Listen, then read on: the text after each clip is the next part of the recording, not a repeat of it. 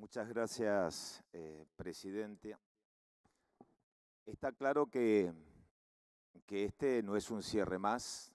En mi caso, no voy a cerrar en representación del interbloque, tampoco ni siquiera de la coalición de la cual mi partido forma parte. Perdón, senador, un minutito, por favor. Vamos a pedirle a las personas que están en los palcos si pueden guardar silencio, por favor, para escuchar a los oradores. Muchas gracias. Gracias, Adelante. presidenta. Le decía que esta noche no vengo a representar en este cierre la posición del interbloque, tampoco de la coalición, ni siquiera formalmente la posición de mi partido, de la Unión Cívica Radical. Podría decirse que en este caso vengo a representar a mi conciencia en función de la libertad de conciencia que cada partido y que se vio en este debate en un ámbito transversal dejó sentada en función del tema a tratar. Pero a fuerza de ser sincero, yo no quiero refugiarme en mi conciencia. Tampoco lo pienso hacer. Sería como traicionarme a mí mismo como militante político. Porque cuando uno milita en política, representa ideales, valores, doctrinas, pensamientos, no conciencias individuales. La esencia de la república es la representación. Por lo tanto, quizás vengo esta noche a representar esas cosas, a identificarme con muchos, quizás cientos, miles o millones de argentinos y argentinas que están convencidas de que la discusión no tiene que ver con creencias o dogmas. Lo que estamos discutiendo es cuál es el rol del Estado ante una realidad. Las creencias, los dogmas se refugian en el ámbito personal, pero el Estado ante la realidad tiene que plantarse desde otra perspectiva. Son 100 años, de un Estado que no resuelve o se planta dejando hacer. Y en este tema es un tema que involucra fundamentalmente al ser más que el deber ser. Porque si lo encaramos desde el deber ser, bueno, la biblioteca está dividida como siempre. Están para un lado los que piensan y otra posición. Pero cuando se trata de discutir desde el ser, hay que encontrar una síntesis. ¿Y cuál es la síntesis? Si uno tiene que hacer, digamos, una recopilación de las cosas que se han dicho, de todos los que han expuesto en materia de ampliación de derechos en la Argentina. Hay una síntesis que tiene que ver los parámetros que nos marca la Constitución Nacional. Ese es el faro. Y si de ampliación de derechos se trata, hay dos parámetros, la libertad y la igualdad. Y acá estamos discutiendo en esencia de la libertad y de la igualdad.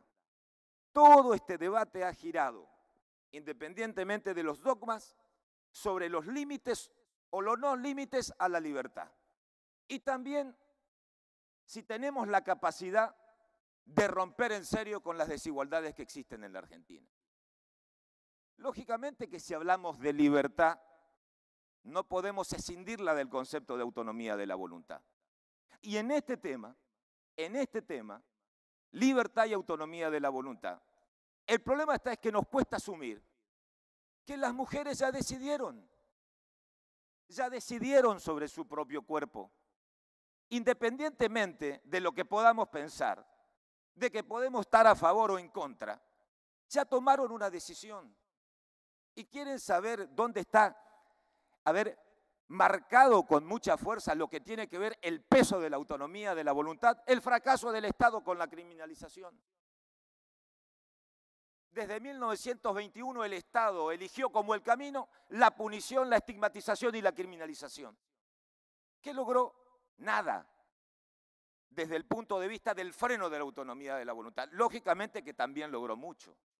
Y ahora vamos a entrar en lo que logró el Estado en estos 100 años y años de debates truncos, por no asumir un tema complejo, un tema tabú, por prejuicios sociales, por prejuicios morales, por la realidad que se vive en el día a día y que es parte del devenir, fundamentalmente de todas las historias de vida de lo que estamos sentados acá.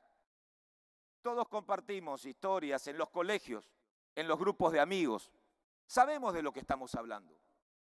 Entonces, lo primero que tenemos que decir es llamar a las cosas como son.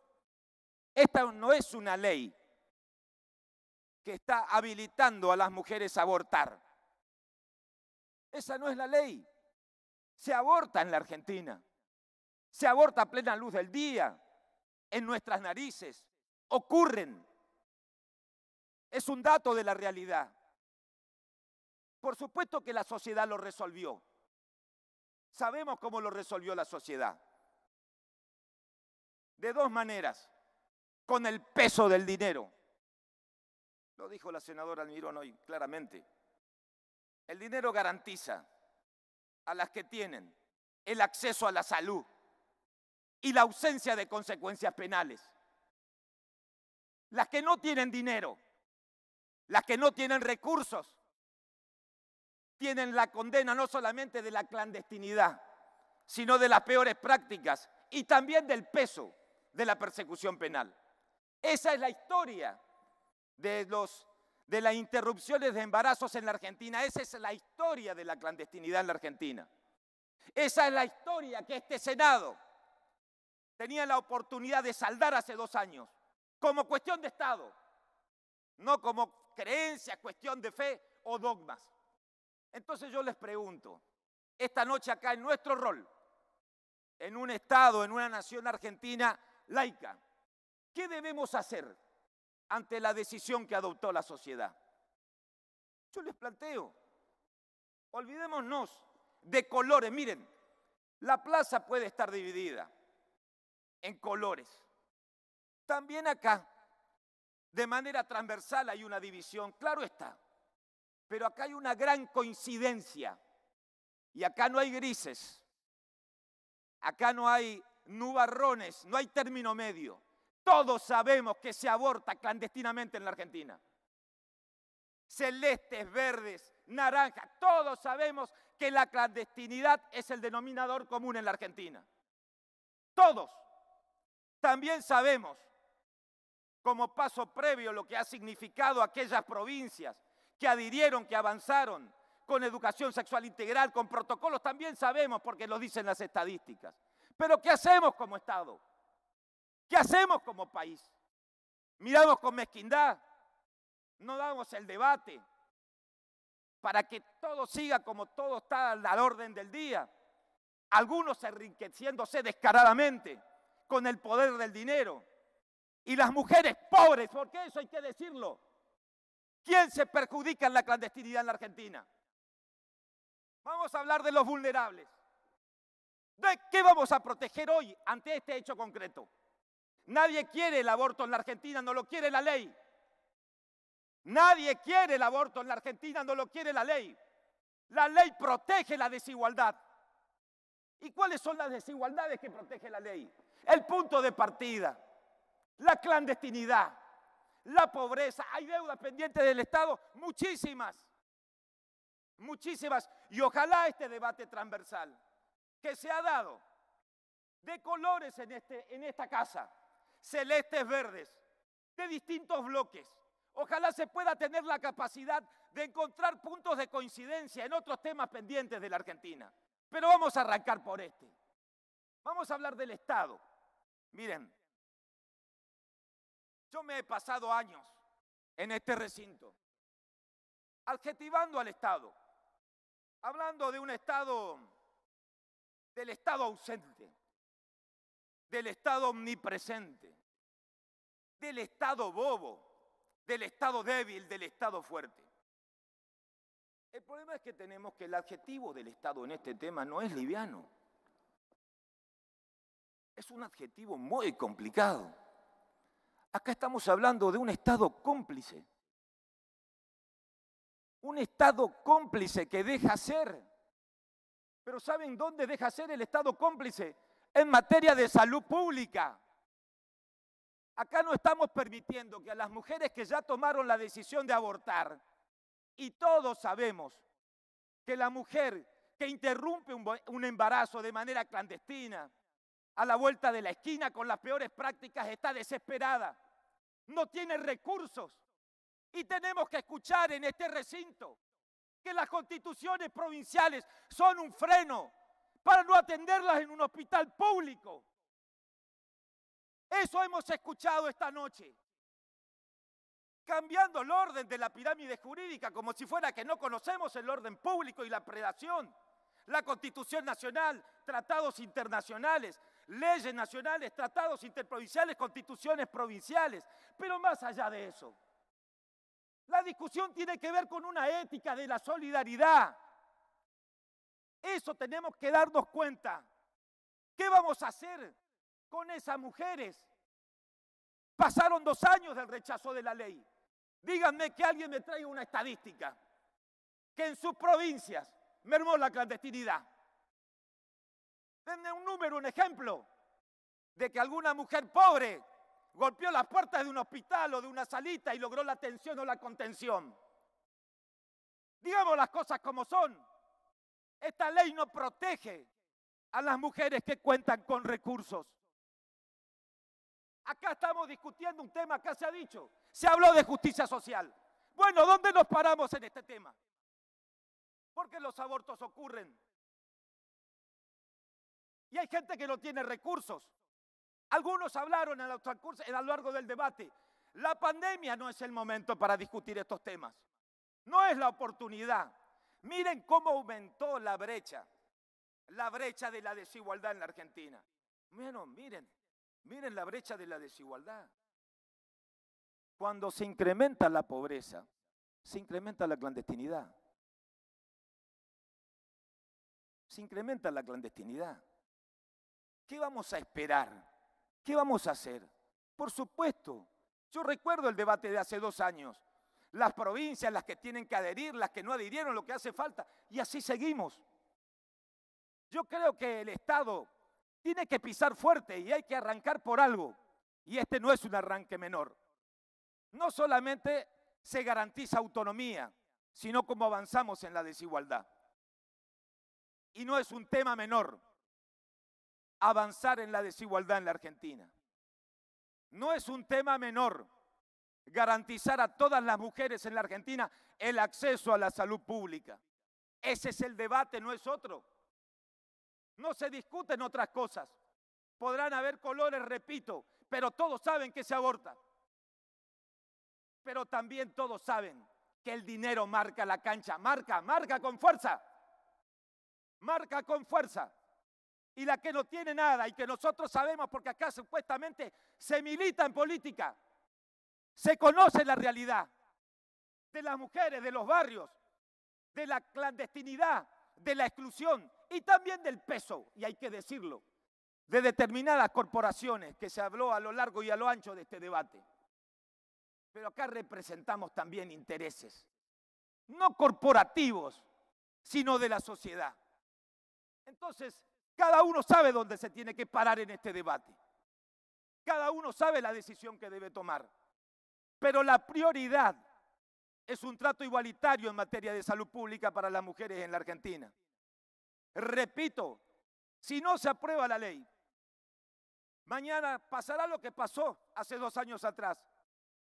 Nada cambiará. No van a existir expectativas de la que está desprotegida pueda ser atendida por un médico. Ni siquiera las expectativas. Tampoco tengo muchas expectativas que en lo inmediato, en función del carácter absolutamente retrógrado y conservador del manejo de la administración pública de muchas provincias, se viabiliza el acceso a la salud. Será otro debate más. Será una batalla cultural que habrá que saldarla. Pero tendremos la herramienta y podremos exigirle en un barrio y en un hospital público para que llegue el Estado y acompañe a esa mujer. Tendremos la herramienta. No habrá objeción de conciencia y si la habrá, estará el Estado. Y habrá un médico que tendrá la capacidad desde el Estado de atender con solidaridad y con responsabilidad, con un compromiso público. Porque estamos discutiendo el apego y el compromiso público. Eso es el eje del debate. ¿Qué hacemos con las que están afuera? Las que están adentro ya lo resolvieron. La sociedad ya lo resolvió. Tenemos que saldar las cuentas desde la política. Pasaron 2 años y esto es un tema que duele. Y además, miren, nadie es el dueño de la verdad. Pero es un tema que golpea a todos. Yo entiendo lo que se puede sentir desde las creencias. Me consta, en los teléfonos, en los celulares, en los correos. Entiendo y respeto. Pero ¿dónde se para un Estado? Desde la fe, ¿dónde se para? O con una visión global para resolver un problema colectivo y de la sociedad. Así se construyó la Argentina. Acá lo citaron varios senadores, el senador Parrilli, el senador Lustó, varios, cómo fue la historia del transitar de la ampliación de derechos en la Argentina, derechos políticos, sociales, ambientales, llegar a la reforma del 94, lo que implicó todo. Nunca nada fue fácil, menos para las mujeres en este país. Y nosotros lo sabemos, menos para las mujeres. No sé si no existiría un tercer senador por la provincia o la ley de paridad si estarían sentadas en estas bancas. Hay que decir las cosas como son, pero no se frena la injusticia. No se frena un tiempo, pero en algún momento la sociedad se pone de pie. Y acá hay que plantarse y ponerse de pie. Miren, no voy a ser reiterativo porque soy bastante pasional y digo lo que siento, pero me quiero referir en esta casa a mi provincia, porque en este ámbito también representamos a nuestras provincias. Mi provincia, la provincia de Formosa, la cual represento, es la provincia que registra la segunda tasa más alta de la Argentina por atenciones hospitalarias por abortos mal realizados. Es decir, para la que no tiene un centavo, que se entienda. Mi provincia es la provincia del país, la primera provincia del país que registra la mayor tasa de embarazos de niñas de 10 a 14 años. Mi provincia es la provincia que el 75% de los embarazos de los adolescentes son no deseados. Y en esa provincia, en mi provincia, en la que siento como parte de mi vida porque ahí nací. Sin embargo, a pesar de todo esto, todos los legisladores nacionales que tienen el derecho a hacerlo, claro está, los 6 diputados nacionales, del oficialismo y de la oposición, 6 en total, y los senadores de esta casa de mi provincia votan en contra de esta ley. Podrán decir, como se ha dicho, que representan a una mayoría, o la idiosincrasia o el sentir colectivo de un pueblo. Miren, Presidenta, yo no sé dónde está la mayoría. Solamente una mujer, abuela, madre, con sus nietas, con sus amigas, con los compañeros, que bancaron situaciones límites y violentas, puede saber dónde está la mayoría. Esa mayoría silenciosa es una mayoría de dolor. Esa mayoría silenciosa es una mayoría de violencia, de opresión, de prejuicios. Esa mayoría es la mayoría de mujeres marcada por la hipocresía social. Y a esa mayoría silenciosa, yo vengo a honrarlas esta noche con mi voto. ¿Saben por qué? Porque no estaría mi provincia representada de la mirada colectiva del conjunto de la sociedad si un senador no las acompaña. No hay mirada colectiva ni representación plural con estos indicadores, con estos prejuicios sociales, cuando la pobreza es el denominador común y se expulsa a las mujeres pobres y ni siquiera se les brinda la mínima atención de la salud para que no se las represente. Y yo estoy acá, como hace 2 años atrás, sin especulaciones ni cálculos electorales, para representar mis convicciones y la de esas mujeres que tienen el derecho a ser representadas. Para finalizar, hablando del rol del Estado, quiero compartir una anécdota con todos. Hace unas semanas, por complicaciones del coronavirus, falleció el expresidente de Francia, Valéry Giscard d'Estaing, que en la década del 70, despenalizó el aborto y habilitó el matrimonio igualitario, justamente, mejor dicho, el divorcio vincular en su país. Ante este hecho, muchos recordaban la entrevista del expresidente con Juan Pablo II. El Papa, Juan Pablo II, le recriminó la aprobación del aborto, especialmente por su condición de católico. Y este le respondió que era cierto que era católico, pero fundamentalmente, voy a leer textual, es el presidente de una república laica, que no podía imponer sus convicciones personales a los ciudadanos, que su deber era velar para que la ley se corresponda con el estado real de la sociedad francesa, para que puedan ser respetadas y aplicadas en igualdad. Eso estamos discutiendo esta noche, Presidenta. Para finalizar, hace 2 años, yo dije en una de estas bancas que el negocio de la clandestinidad tiene la marca del dinero y el sello de la desigualdad. Y lo peor que puede hacer un Estado es avalar con el silencio y la complicidad. Es tiempo de terminar esta injusticia y hoy es nuestra oportunidad. Que sea ley. Muchas gracias, senador. Tiene la palabra la senadora Fernández.